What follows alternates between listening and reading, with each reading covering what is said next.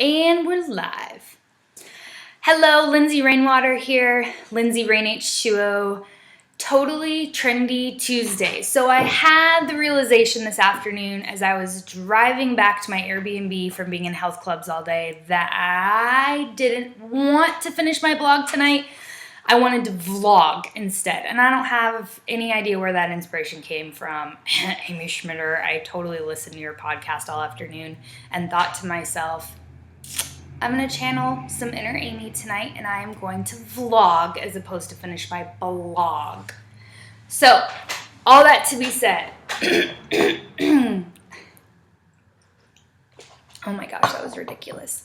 But seriously, so I started a blog entitled Fitness Industry Announces Huge Technology News, Now What? Or something to that effect. I didn't even reference it when I got home because I was so excited to say what I wanted to say here that I didn't feel like I needed to go back. So, long story short, all I want is a couple minutes of your time, like 3 to 4 minutes, and I just want to tell you what's on my mind around this particular topic, and it pertains to the health club industry. And if you think I'm crazy and you don't think I have a leg to stand on with this particular opinion, please let me know. But when it comes to totally trendy Tuesday, technology-driven things within the fitness industry, here's where my head's at tonight.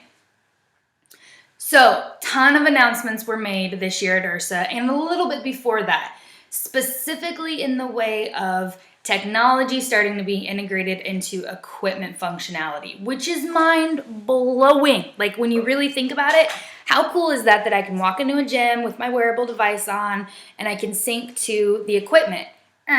So, stop there. I was in 4 clubs today.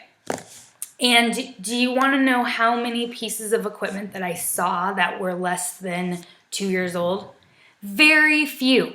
Because the reality of it is that just putting new, fresh technology into the equipment doesn't solve for what I think we're after when it comes to technology integrated. Oh wow, my phone matches my scarf. That is brilliant. I didn't plan that.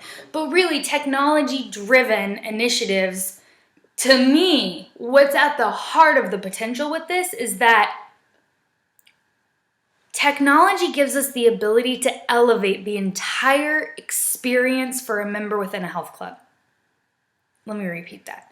Technology gives us the ability to enhance and elevate the entire member experience within a health club. So if I'm a member and I'm wearing a wearable device, I have so much more information about myself, the way that my heart rate is performing, the steps that I've taken that day, depending on the wearable, the amount of standing time I have versus sitting time, and on it goes. What an incredible knowledge bank to be able to share with a personal trainer or just to have somehow synced within a database so that someone knows more about me than just the actual device. So there's that. But really, when you think about it, what's the use of having all of this data if nothing's going to be done with it? Really, what's the use of knowing all that information if nothing is going to happen that's going to really cause that member to totally fall in love with health and wellness? And to me, where the rubber meets the road is how can technology create a way for a member to enjoy coming to your health club more or just enjoy a healthy lifestyle more. So you've seen a lot of different ways that technology is integrated into elevating the user experience outside of our industry. So whether it's, Uber. Oh my gosh, Uber is so BA. So if you haven't used Uber yet, I get on my phone, I say where I'm at, I say where I'm going to go, my credit card's already loaded in, a car pulls up, I get in the car, my taxi takes, you know the deal.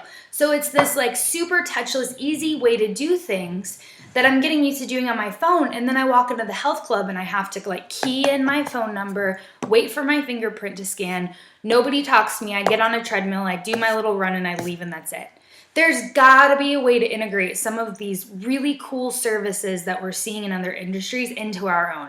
Now, I don't have all the answers right now, but I can tell you one thing that you could do specifically: Twitter. So tons and tons and tons of people have flocked to Twitter, more so than ever. And there's a way that you can organize followers into lists. And there's a lot of platforms out there that you can help you manage all of these things I'm talking about. But Really, like, what if the one thing that you did differently was every single time you got a new member, you got their Twitter handle, and then you put them in a list that separated them out. So maybe you have members that are family driven, so the whole family joined. Or maybe you have members that are between 30 and 35, so you link them and you put them into categories. And then you start communicating with those little groups. Instead of just having these people that walk in the door that nobody really knows, and maybe you say hi on their birthday, and that's the whole extent of communication. Like, try one thing. So put one tiny foot in front of the other. Baby steps. Start with Twitter. It's a manageable thing.